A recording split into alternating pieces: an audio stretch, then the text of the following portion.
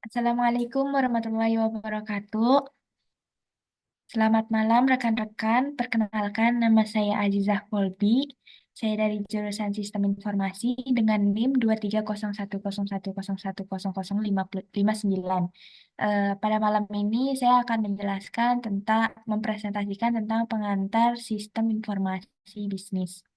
Oke, next.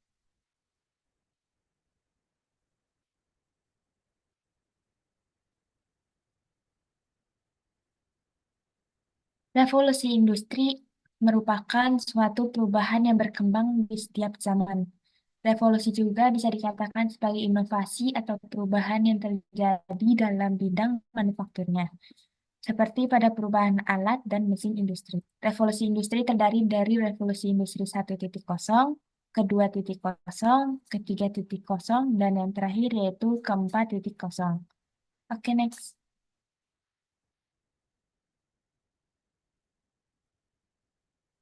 Revolusi industri, teknologi merupakan sebuah alat bantu yang dapat dimanfaatkan oleh manusia untuk lebih memanfaatkan alam dengan lebih maksimal.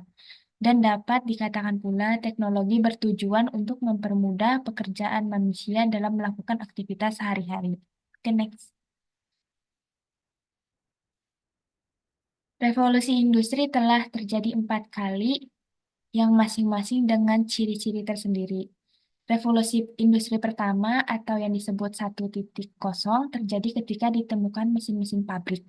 Revolusi industri kedua atau 2.0 diawali dengan pemakaian listrik dalam industri. Revolusi industri ketiga atau 3.0 ditandai dengan pemakaian teknologi informasi dan otomatisasi dalam industri ini. Saat ini, revolusi industri keempat atau 4.0 sedang berlangsung ketika teknologi tinggi dan digitalisasi mulai menjadi bagian dalam aktivitas kehidupan manusia. Oke, next. Revolusi industri pertama ditandai dengan kemunculan mesin uap pada abad ke-18. Pada saat itu, tenaga manusia dan hewan digantikan oleh mesin yang bergerak secara mekanis. Revolusi ini muncul pertama kali di Britania Raya yang pada akhirnya tersebar ke seluruh negara yang ada di Eropa Barat, Amerika Utara, Jepang, dan pada akhirnya ke berbagai negara yang ada di seluruh Indonesia. Dengan adanya revolusi ini, segala proses produksi yang ada menjadi lebih efisien, mudah, dan juga murah.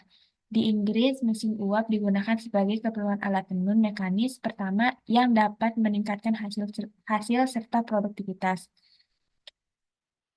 di sektor tekstil. Selain itu, mesin uap diimplementasikan juga ke dalam sektor transportasi. Dengan adanya mesin uap, transportasi tidak perlu mengandalkan angin, tetapi dengan adanya kayu dan batu, sebuah kapal dapat berlayar selama 24 jam.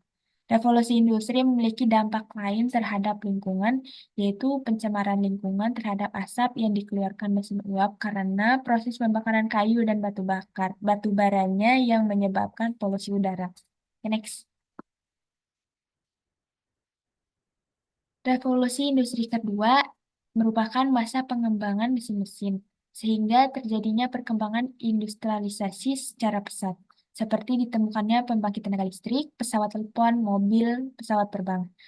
Dampak dari revolusi industri 2.0 ini yang lain dapat kita lihat dengan adanya kejadian Perang Dunia Kedua, di mana pada hal tersebut terjadi berbagai kendaraan perang seperti pesawat tempur, tank, hingga senjata lainnya melakukan proses produksi dalam skala yang besar. Pada era revolusi industri ini juga terjadi perkembangan pada manajemen bisnis yang membuat semakin besarnya kemungkinan untuk meningkatkan efektivitas serta efisiensi berbagai fasilitas yang ada di industri.